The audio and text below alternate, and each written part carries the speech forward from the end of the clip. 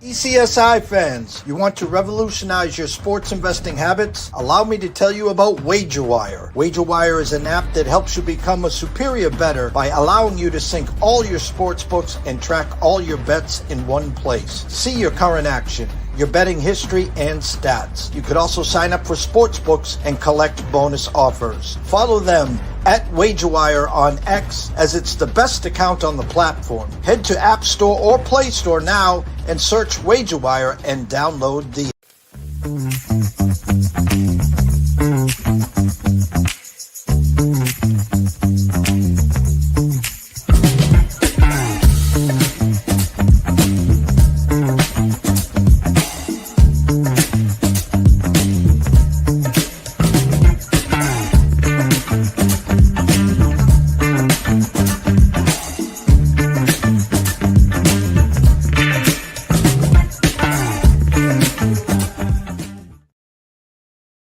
Excuse me, Mr. DJ. Hey, check this out. We got a great show coming your way.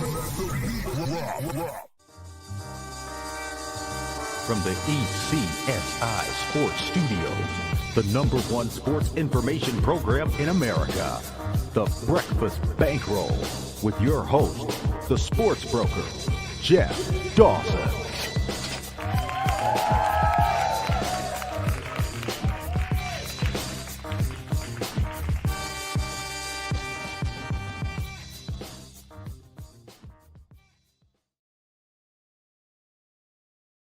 Good morning, sports fans from all around the globe. I am the co-host, Jeff Dawson, East Coast Sports Investors, and it's that time of the week. Good friend and colleague, Mr. Scotty Webb, live from Tampa, as we're here to break down tonight's NFL game, where the Buffalo Bills host the Miami Dolphins, and of course break down college as we get one step closer to the weekend. As you guys all know here that have been following us here, myself and Scotty have been doing shows forever. What we're trying to do on Mondays, Tuesdays, Thursdays, and Fridays, no Friday this week, by the way, I will be on assignment. What we're trying to do is to get you to start looking at the numbers as they come out on Sunday and Monday. Maybe a couple in-pocket plays, which we are going to introduce today. Scotty has a handful of in-pocket plays, which we will release today, and then he will break down on why he is on those sides. But it's almost like a crescendo. Monday opening numbers, Tuesday where they have settled, day of rest on Wednesday as we're working hard in the labs, and then Thursday again as some numbers have moved due to injury, weather, etc. So again, this is a process. Trust the process. Progress, not perfection. So first and foremost, a shout out to our proud sponsors and partnerships. It's WagerWire. Head on over to Google Play and download that app. AtlantaSteaksAndSeafood.com. Steaks, seafood, chops, appetizers, wine. Terry's got it all. Come on board, AtlantaSteaksAndSeafood.com. So without further ado, Mr. Scotty Webb. What's up, Scott? Hey, man. It is Thursday, and we got crazy games this week. I think, you know what I think? I think there's games that don't hit us like they did week one, where, you got Ohio State and Texas and, LSU and Clemson and stuff like that. But I think you've got some pretty good games and some pretty cool things. Like, I think Texas Tech and Utah is going to be an amazing game this week. I'm not sure, the NFL slate's a little bit more difficult because we got to navigate some bigger lines and some key injuries to quarterbacks. A lot of backup quarterbacks this week. So I think there's some things you got to navigate there, and we'll talk about that on this Buffalo game tonight. Yeah, and I think you're spot on. Maybe not as big a marquee game next Saturday. There's a handful of huge games. I think there's some real intriguing games this week, and for me, one of the headliners.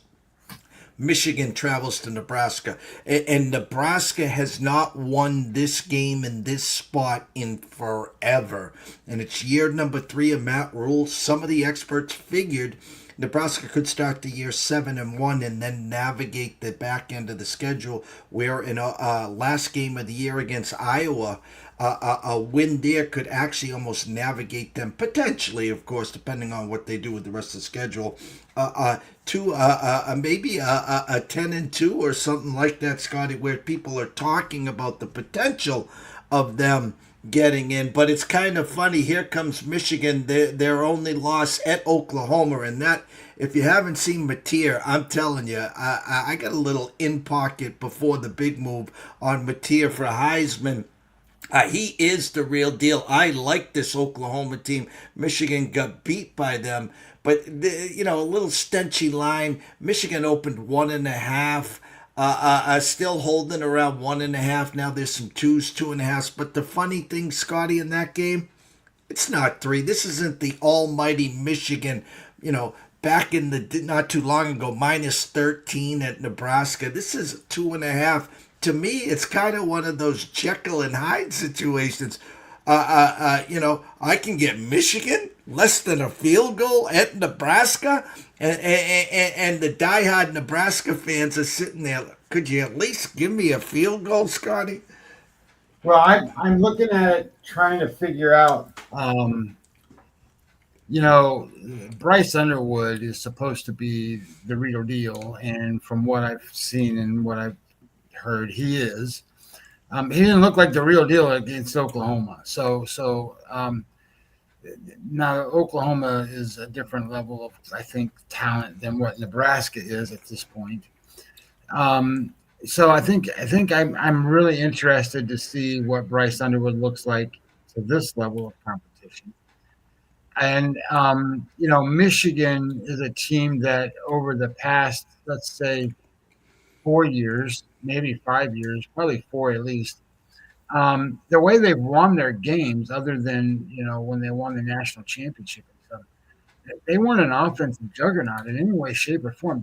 They had a defense that you couldn't score on, and their defense is not as talented this year as it has been in the past. So I'm interested to see what they look like in this matchup specific. Now, on the other side, I was listening to, I watch the PFF guys talk a lot because they have the grades on all these guys, and every play they're grading, and even in the college level. So I'm really interested to see what they talk about sometimes about how matchups work.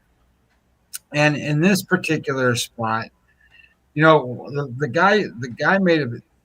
I don't know what their names are. They're two young kids, but whatever. So the guy makes a point, and he says, "Look, Raiola, the quarterback for Nebraska, he's the only 5-star recruit Nebraska ever got in the last, I don't know, 8 years, something like that." And he said, "You know what the deal is? It relates to when Russell Wilson was in Seattle." And they said, let Russ cook, right? They were like, let him get out there, let him throw the ball, let him do all this stuff. They said, Riola's, they've always kept him under cuffs and babied him to the point which he's not allowed to be the best player on the field. And if he is the best player on the field, Nebraska's going to win this game. If he's not the best player on this field and they do what they've been doing, I can't support Nebraska in this spot, which I agree with 100,000%. They have Dana Horgeson now as their offensive coordinator, and if they can just allow this kid to be a superstar, I think Nebraska can beat Michigan at home in this environment. I think they can do it. But where do you put your money? Well, if you're a truist and you look at it from a perspective of don't ever bet on things that you're asking somebody to do that they've never done before, then don't ask Nebraska to do something they've never done before.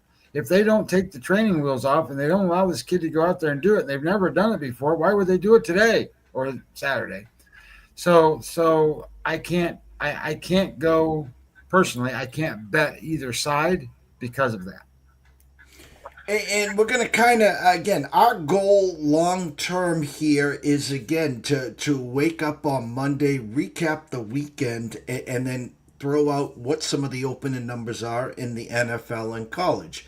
Tuesday, and when you let them simmer and settle, we could have some in-pocket selections already on Tuesday.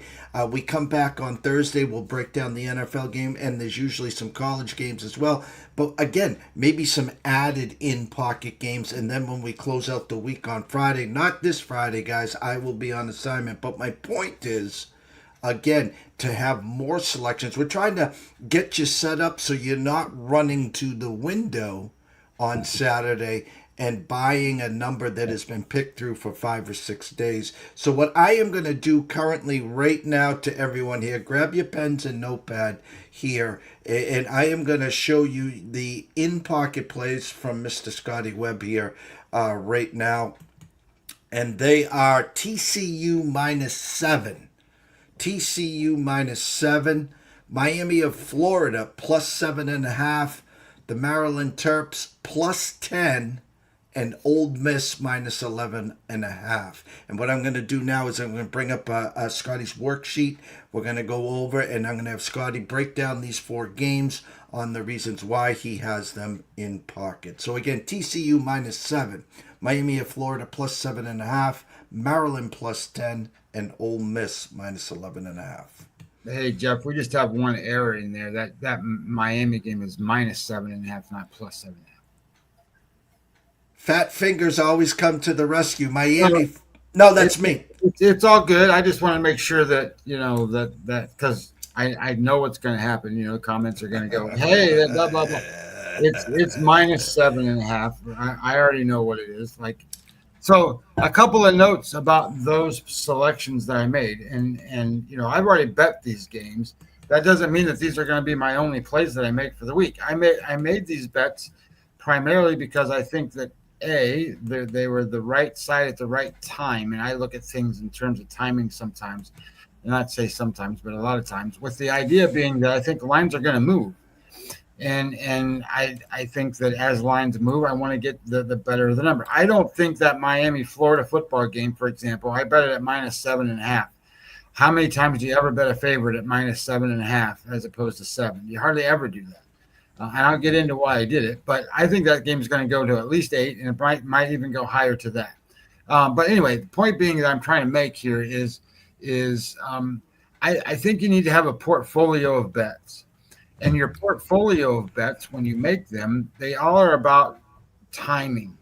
And if you're going to bet favorites, for example, you need to bet them early. So the one game that you're going to see a variance on that I'm going to talk about in a minute here is the Ole Miss game, because the Ole Miss game, when I bet it, and I bet it yesterday, so I bet it at -11.5. I think today it's like 12 or 13 already. So there's a reason why you do certain things, and you do them at certain time frames. So as you go, and the way my chart works, and I know it's hard to see it a little bit, but there's little check boxes, and the little check boxes say, hey, this is the games I bet already. And then there's a number there that says what I bet it at. But then there's other little boxes that say, hey, I'm still looking at these games and I'm waiting on certain numbers. And there's a little column in there that says, these are the numbers I'm looking for. So sometimes I'll even get the number and then I won't bet it anyway, because I'm like, my portfolio is expanded to a point where I don't want to have that much outstanding or whatever. It could be lots of different things, but the point being is that you should have some sort of idea or plan on what you want to try to do. I'm trying to make a decision right now. For example, the North Texas and Army game. I think North Texas is a game where I think the line. I think North Texas can win by more than a field goal against Army. Army's number 1 quarterback's already out, and their backup quarterback is listed as questionable, and he didn't play last week. So it's very difficult for an option team to be on their 3rd or 4th string quarterback and beat a team like North Texas. What I'm doing in that spot right this minute is trying to figure out.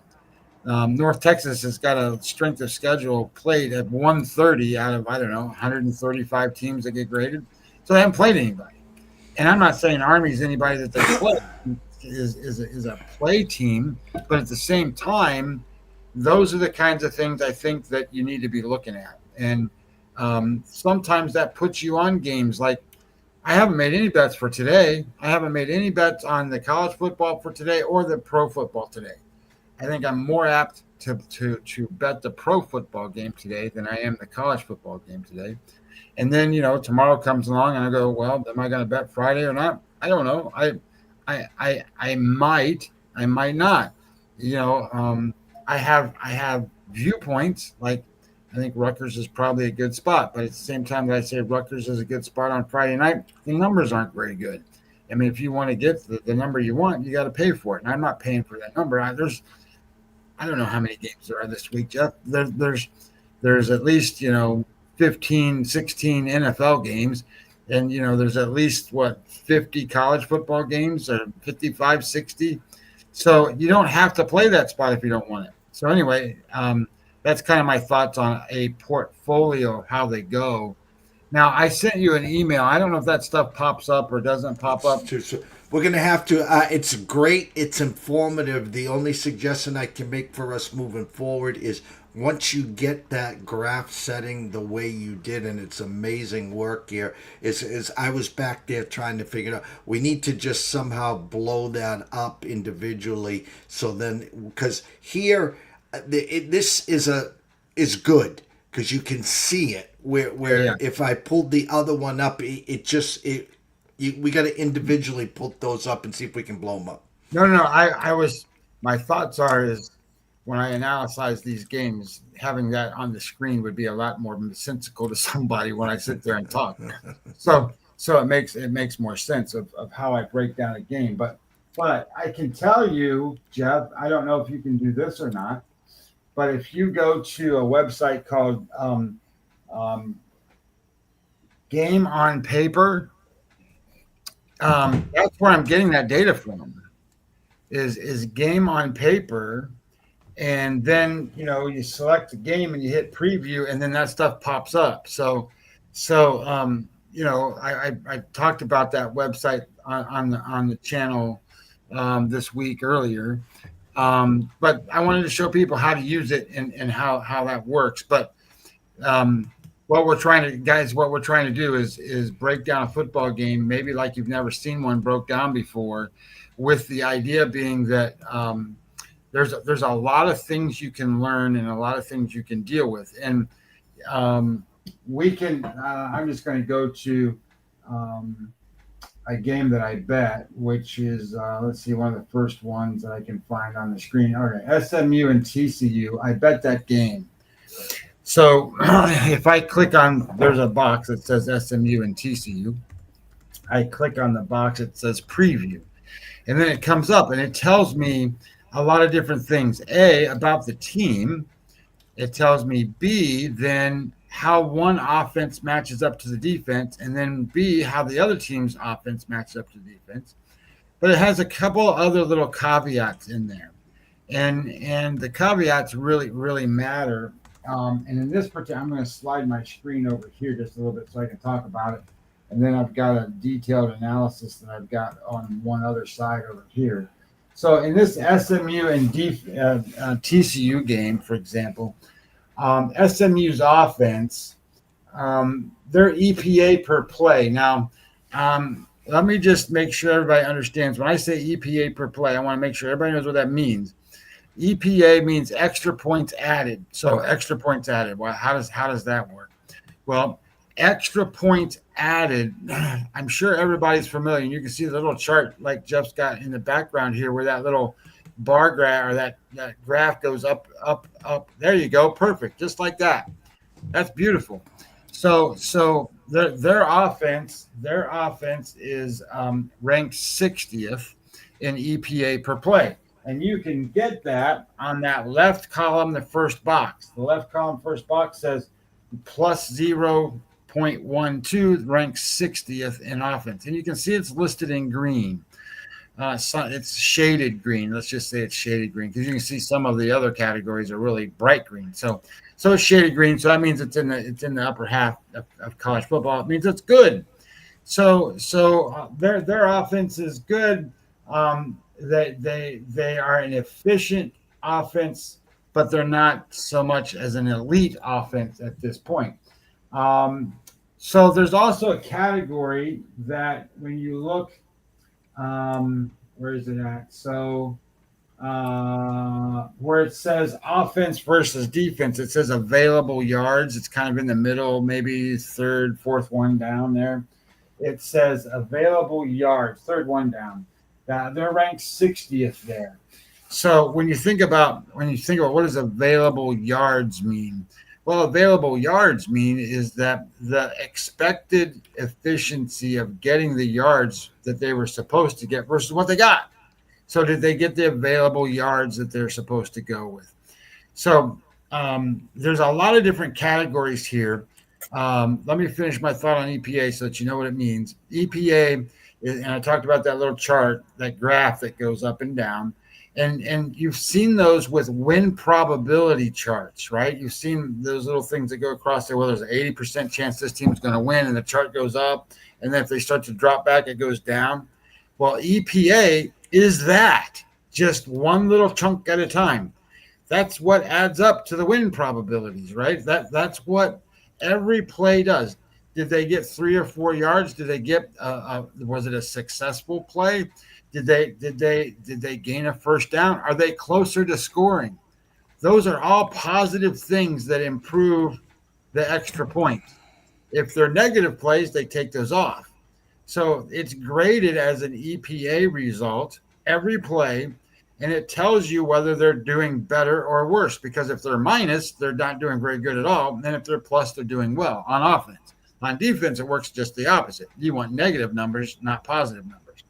So SMU, in this case, they rank 60th on offense or on total EPA. So total EPA just means they're taking the offense and the defense, and here's your total number as a team. For the offense, they rank 95th. For the defense, they rank 59th. So they're probably a little bit better, obviously, on offense than they are on defense. But they're an average team at best, and they're not an average team on defense. So that's SMU in a nutshell. But then you can break it down even farther, and you can go EPA passing and EPA rushing, and you can match that up to the opponents there. And in this particular case, TCU's defense is not very good against the pass, but offensively, that's where SMU struggles. Where SMU is good is decent is running, and TCU's defense is average. So you don't have really a good matchup advantage for SMU in that particular spot. Available yards, kind of the same. Starting field position, that's a big one. So starting field position, the average for SMU is their own 30, and the average for the defense is the 25, which means then that their punting, their kickoffs, and things like that means that it's a longer field for SMU to have to transfer to go down and go. And then you can look at the success rate. And what the success rate means is, do they move the chains? Do they get first downs? Can they make a long drive? And in this particular case, you can see that they rank 50th. So it's an average. They're an average offense. The defense, for example, for success rate for TCU is average at well, but they're very good against stopping the run. So they're great against stopping the run. Their biggest problem, and it's in purple over there, their biggest problem is going to be stopping the pass. Well, then you got to look at quarterbacks, and you got to do other things. And Jeff, here's a really good thing that you can do on this thing. Down where it's kind of at the see where it as the top it says SMU. It's got the SMU TCU, and then it says view profile. Yes. The blue highlight. Click that button. For SMU or TCU? For SMU at this point. So look, you pull it up, and here's their players, here's their profiles, and then you can get a breakdown, which is already posted on the other page to the opponent. And then as you slide it down, you can see, if you slide that down just a little bit, Jeff, you're going to start to see the stats for the players. Keep going. Slide down, slide down, slide down, slide down, slide down, slide down. Look, there you go. So passing, you can look at Kevin Jennings. Kevin Jennings has 6 touchdowns, 4 interceptions, a completion rate of 63 or 70%.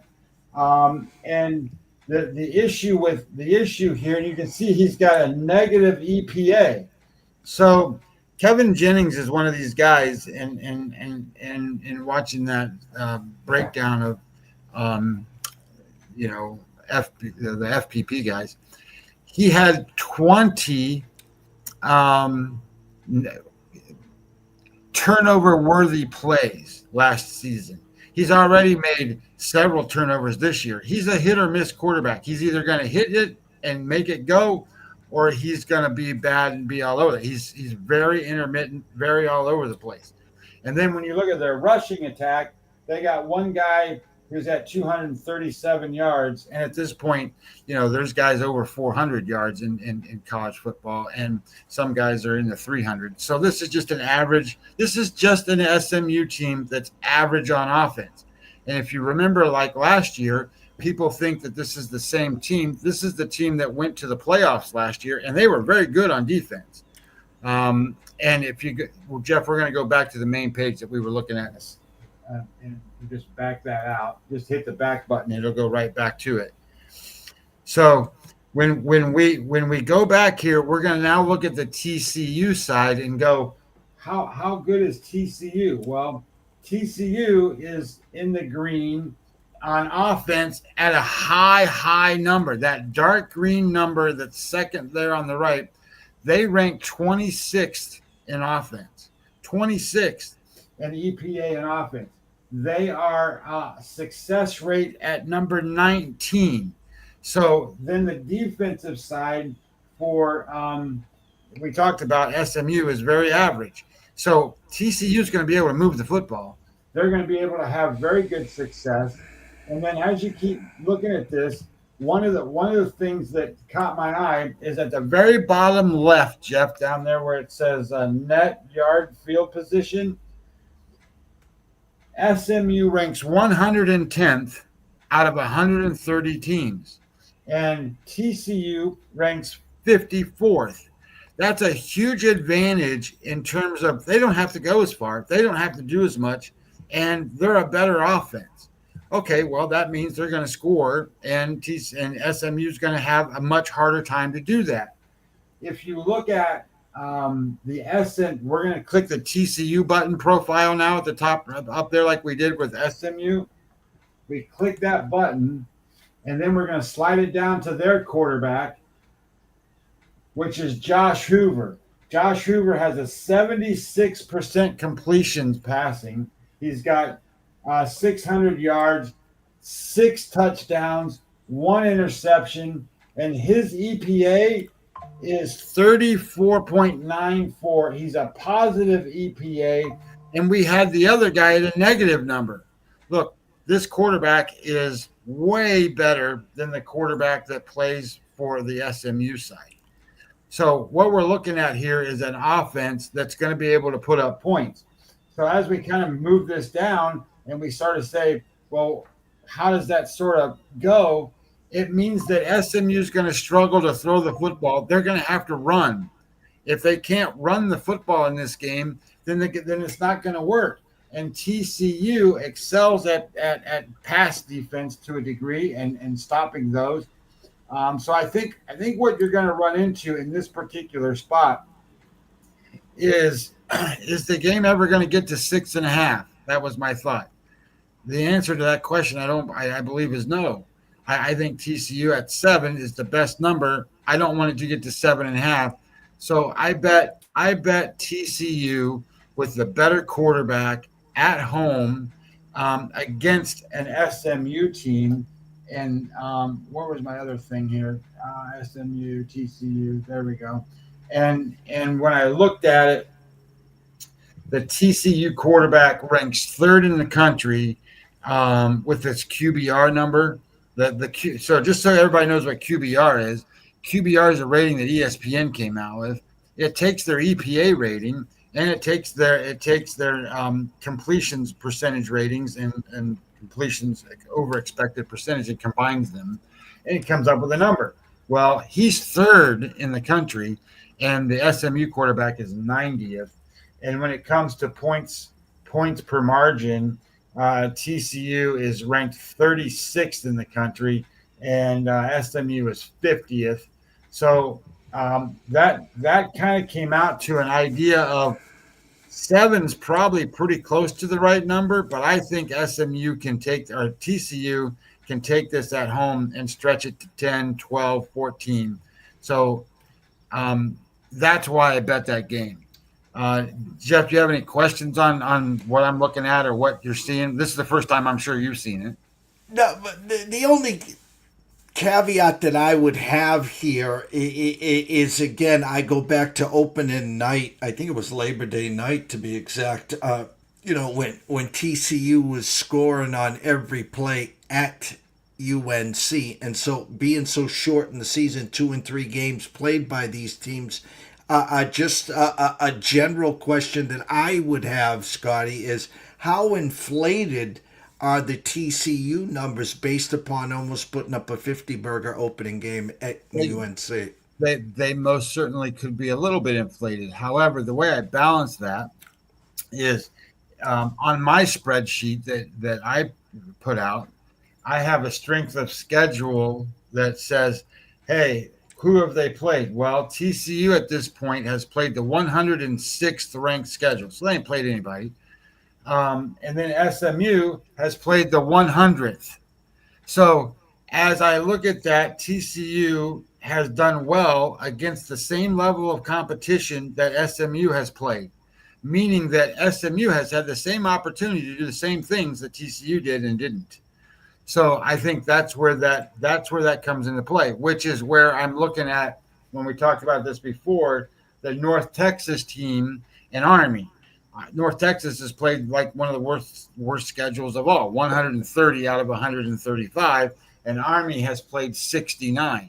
So then when I start looking at numbers, I sit there and go, well, what does that really mean based off of the strength of schedule of who they've played? If they've played kind of cupcakes and the other team has played really, really, really tough opponents, I sit there and go, well, these numbers aren't really going to be the same as they kind of come into this. But there are certain advantages when you look at stuff. You really want to make sure TCU's offensive line is better than SMU's defensive line. And I think that's really where this game kind of comes down to. Okay, SMU or TCU is pretty dominant in this particular spot. I don't think the number's that far off. I just think that they're going to win by more than the 7. But I didn't want to pay 7.5.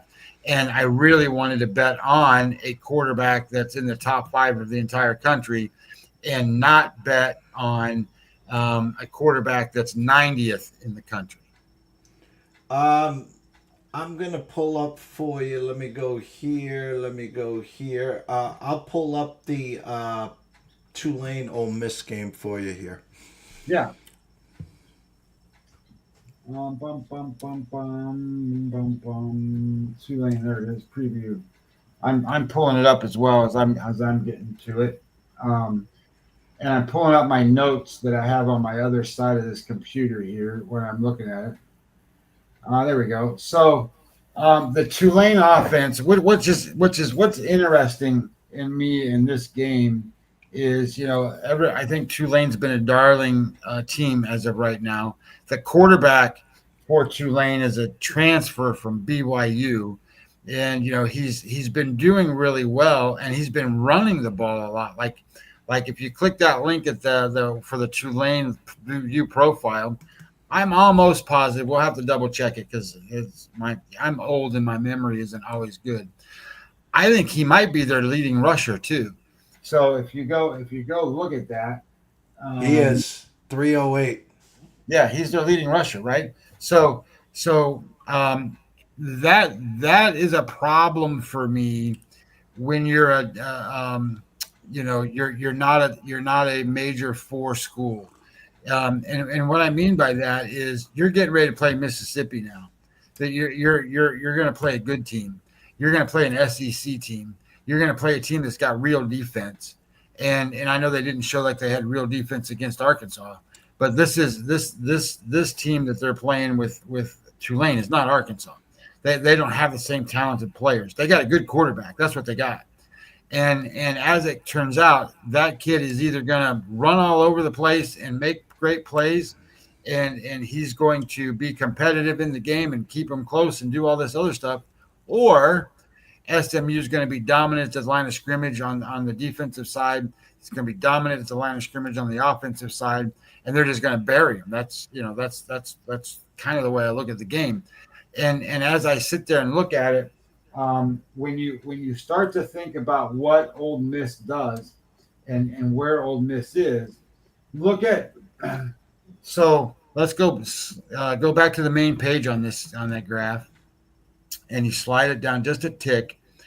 If you look at all the Tulane and all the purple there, all that purple is their offensive success rate. Their offensive success rate, Jeff, is 92nd in the country out of 135 teams.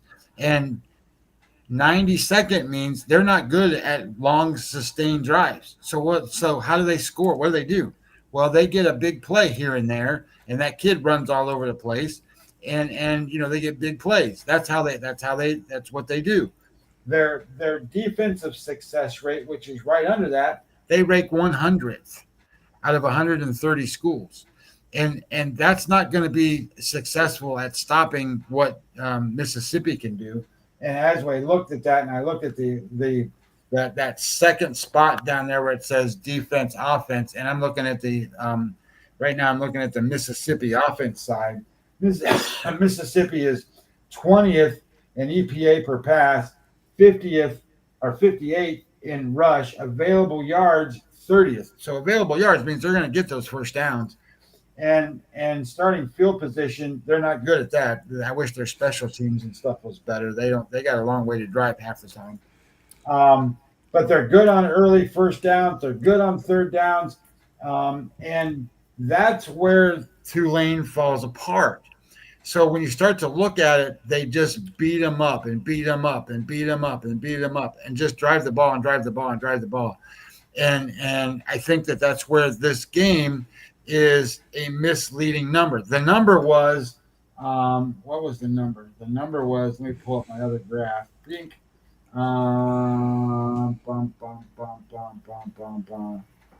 Ole Miss, there we go. So the number opened 12.5. On Monday, it was 11.5. I bet it on Wednesday at 11.5. Well, today when I went in there, it's 13. Now, I would tell you that 11.5 is not a key number. 13 is the key number. So if you can get it at 13, that's the same thing as getting it at 11.5 for the most part. Now, if it's 13.5, that's a different number. So I would try to get in on this if you like to play. I would get in on this as soon as you can on Mississippi at 13. Now, my understanding is that Mississippi is going to maybe run both quarterbacks this week. The quarterback got hurt, and they put in that backup kid, and the backup kid was better than the starting quarterback. And I don't remember what his name is. I'll look real quick. The two quarterbacks for Ole Mississippi was Austin Simmons and Trinidad Chambliss. And Austin Simmons has 4 touchdowns, 4 interceptions. And Trinidad Chambliss was 2 touchdowns. But he's also run the ball for Trinidad Chambliss, ran the ball for 2 touchdowns. But the big thing that they have is they got a big back. They got a big bruising back. His name is Kewan Lacey, and he can move the football, and Tulane can't stop him. So that's the difference in this game. I don't think Tulane makes many stops at all. I would almost be willing to think that for the most part, Mississippi's not going to punt much. They might punt once or twice in this game altogether.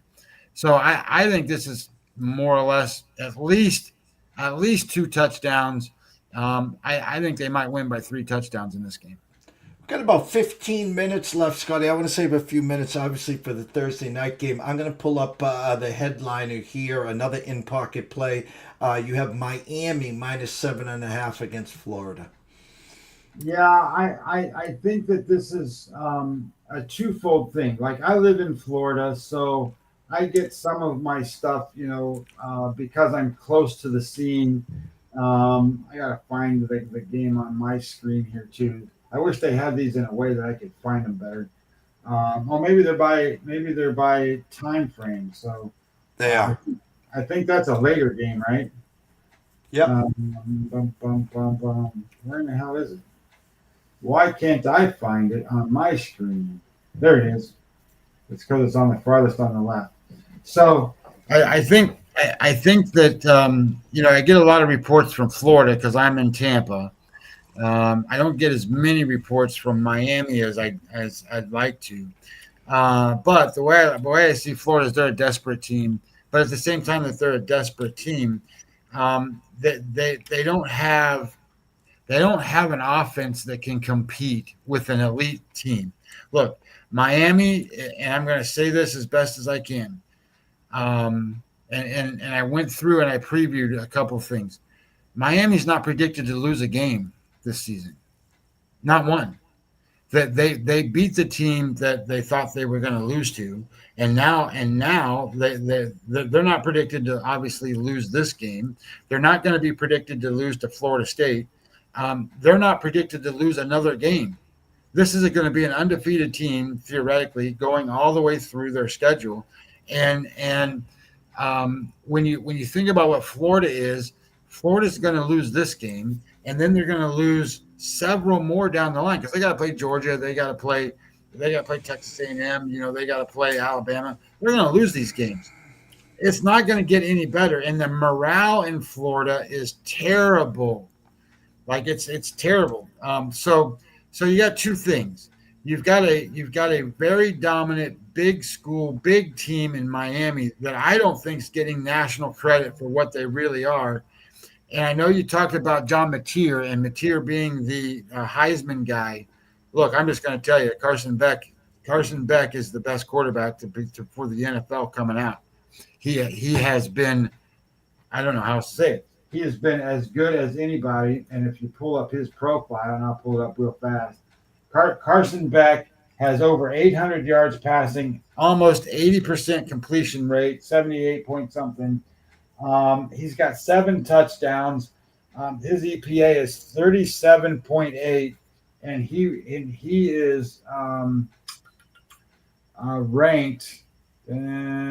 He's ranked 4th in college football, whereas Lagway has been really, really bad. Of course, last week he threw 5 interceptions, so that's going to spike his numbers up.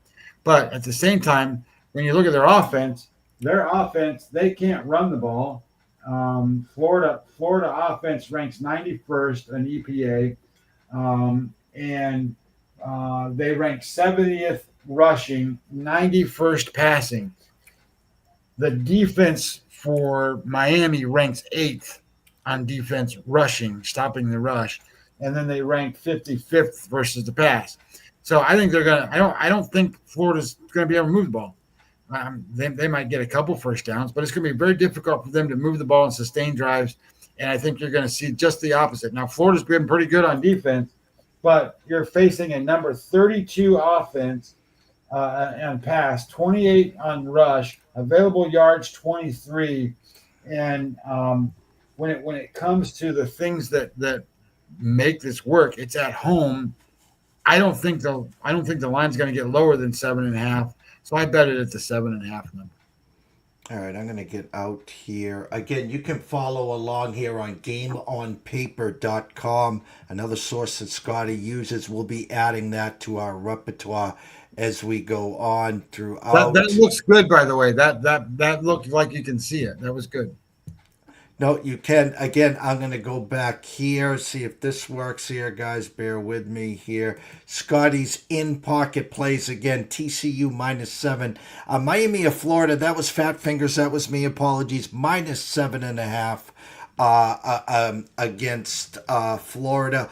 Maryland +10. Ole Miss -7.5. Scotty, I know we went through 3 of them. Just give them a couple quick seconds on why you had Maryland +10. Well, here's my quick thoughts. I haven't been impressed with what I've seen with Wisconsin yet. I know that they have a prominent quarterback. Their original starting quarterback got hurt. Their backup quarterback is worse. He's not good at all, and we're not sure who's going to play. I don't think it really matters.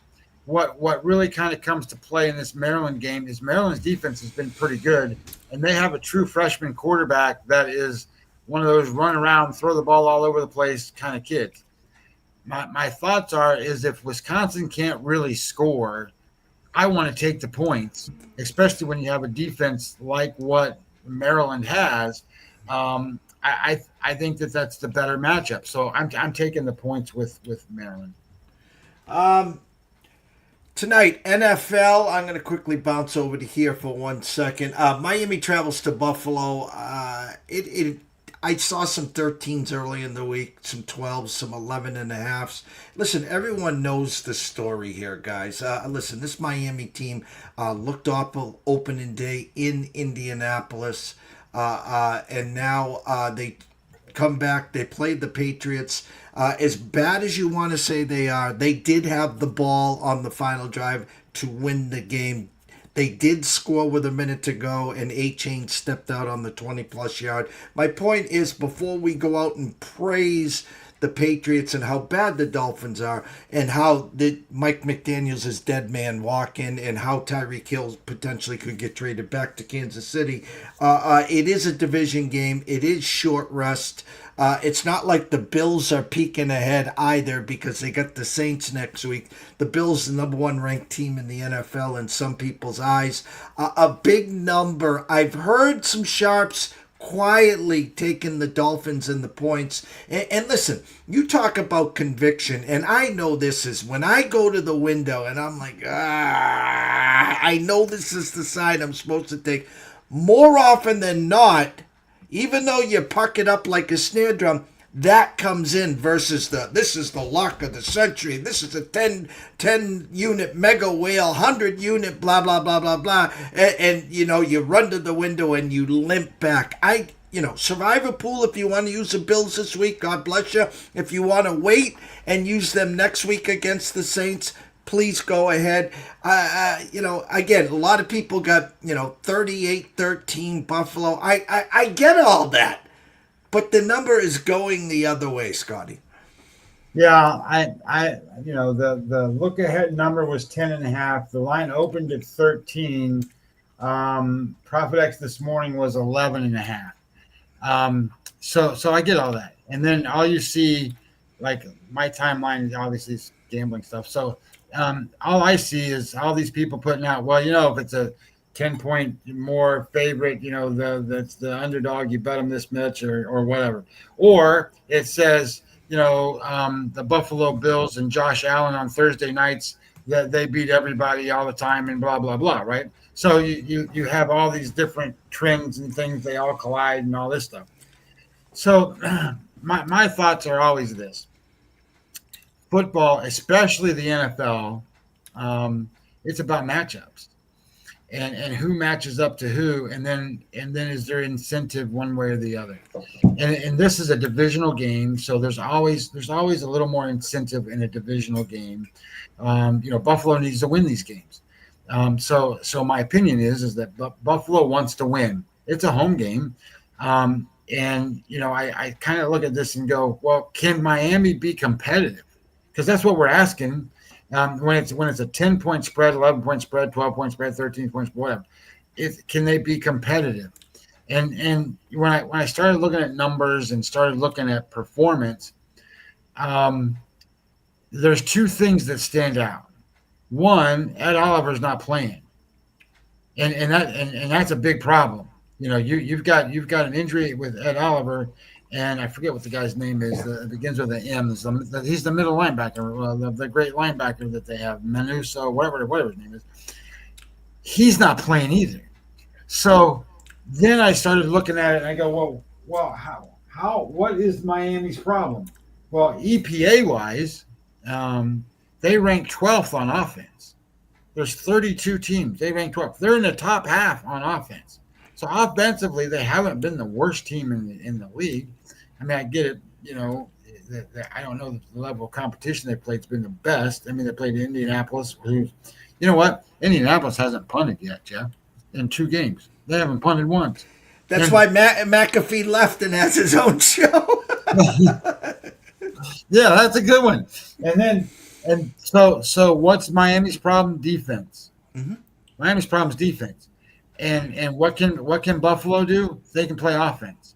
So I guess the way I would look at this game is if you don't want to play I haven't looked, so I don't know what the team totals are, but I think you can definitely bet Buffalo in a team total and bet them over. I got right now, consensus is 31.5 juiced under. So again, you got the cat and the mouse game. Some shops have 30.5 minus 25 cents. I'm not that guy that says run to the window at the 30.5 and lay the 25 cents. I'd be the guy if you like the Buffalo team total. If it's 31.5 or more and you're getting even money or plus money, I would go there. The consensus on Miami is 19.5 juiced under minus 11 cents. So Miami over 19.5. You could get it at plus 101. I mean, theoretically, in my mind here, they're almost giving you that 31-17 feel, 30-17 feel, somewhere in that ballpark, Scotty. Yeah, I think it's going to be. I can see that. Kenny, what was Kenny's numbers in this game? Kenny's got 31-21. That was his number. So and Fezzik's number is like it right at 10. It's not at these higher numbers. So when you start to look at power ratings, numbers, lines, all that stuff matters. And what line do you get it at? Where do you go? But these companies, I have access, Jeff, and I don't know if you can see in my notes where it says point wise, Buffalo power plays. Those are the newsletters, and I have access to all of them. I mean I can get whatever newsletter you want, and I can tell you what they're on, and I put those notes over there. You've got point wise and power plays, and if I just go to, and I'll pull it up real quick, and power plays.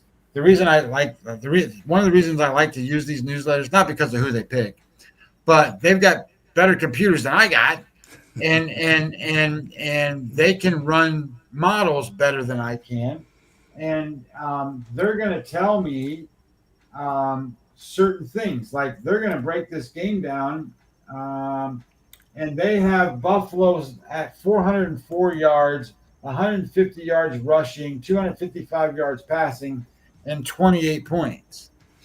That makes sense, right? Now, 28 cents, that's you're under there, right? We're talking about team total under was what you were kind of talking about. And they got 28. And then they got Buffalo at 269 total yards, only 79 rushing yards, 191 passing yards, and 11 points. I don't know how you score 11 points, but the computer comes out and says, hey, this is how many we got. So they've got it 28-11, which is why they've got that as a 4-star best bet play for them. And that's their best NFL play of the week. Now, I'm not suggesting that you go listen to that, but the point I'm trying to make is the model can tell you lots of things, and you match it up to certain things. And we just talked about EPA and some other things. That looks right. It looks right. So the question then becomes is, can they win by 17, or do they keep it to around 10 or 13? And that's the thing that you want to go with. I think at this point, if you wanted Miami, you're too late. I think you're too late. If you could have got them at 13, don't buy them at 11. Don't buy them at 11.5. Don't certainly buy them below that number. If you wanted Miami, or not Miami, but if you wanted Buffalo, you can sit there and decide, are they going to get to 13? Are they going to win by 13 or more? And if you think they do, I think it's worth your while to bet it. Well, myself and Scotty will be back again on Monday. Next week, we're back to our regular schedule, Monday, Tuesday, Thursday, Friday, one last time here. Again, excuse the fat fingers here. Scotty's in pocket plays as we speak. TCU -7. Miami of Florida -7.5. Guys, that was my fat thumb. The Maryland Terps +10 to keep it close against Wisconsin. And Ole Miss -11.5. I will be jumping on Andrew McGinnis's channel in about 5 minutes here. And then at 11 a.m., guys, keep the notifications on. Tyler Wyatt is back from at Odds Culture at Tyler Wyatt Bets. And then at the half hour, Matt Grissom on XNCA Insiders, will talk about the SEC. And of course, he'll be breaking down his Westgate card. Scotty, closing thoughts. Hey, look, just have fun this weekend. Be very careful in the NFL. And I say be very careful in the NFL because looking at these numbers and spreads, you've got backup quarterbacks, you've got away favorites, you've got people that think Atlanta's the best team they've ever seen now. So just be careful because favorites have done pretty well, and there's these spots that come out like this, and they happen every year. And there's a week where all of a sudden, all these underdogs are good plays. So I want you to just be very careful on what you're betting in the NFL. And I'll close with this. Guys, the NFL is not for long. And I think you can break it down where you have 5 or 6 elite teams currently in the NFL after 2 weeks. You got 5 or 6 cellar dwellers. And what do you have? If you had 6 and 6, that means you got 20 teams in the middle. That means good week, bad week, good week, bad week. It's almost like in every other week. 3 teams are 2-0. 2-0 on the road. Now coming home for their home openers. Okay? And let me just tell you this. From the opening number to where it is today, the dogs were hit. And the 3 were, very simply, San Fran, now 1.5-point favorites against Arizona. Arizona is 2-0 as well. Initially, Mac Jones, now Brock Purdy trying to make an effort to start there. So maybe, just maybe, if he does, that's why that's gone to 1.5. Tampa Bay hosts the Jets. Justin Fields out, Tampa Bay. Short week here, guys, don't forget. 2-0. They won a tough game in Atlanta, and then they just beat Houston. And now in come the Jets and Tyrod Taylor. And the last game, Denver travels to the Chargers. Chargers played in Brazil, and then short week again for them as they were in Las Vegas. 2-0, Justin Herbert. They opened at 3. It's been hit to 2.5. Denver should be 2-0. The ref said not this week, Mr. Sean Payton, and threw the flag, and next thing you know, they're 1-1. Good bounce back spot there. So again, the NFL or any game, guys, what do? You remember what you saw last. So that kind of, it's a Jedi mind trick up here. You guys got to have that nice fresh bottle of ammonia close to you, and you got to open the lid, take a good whiff of that, because that will clear the brain. Hopefully you'll forget what you saw last, and remember, it's not the logo on the front and the name in the back, it's all about the numbers. So from myself, Jeff Dawson at EC Sports Investor, one and only Scotty Webb at Webby20MLB, shout out to the Wager Wire community as we're getting close to 150 live just on Twitter X. Thank you guys so much. Have a blessed day. Stay tuned.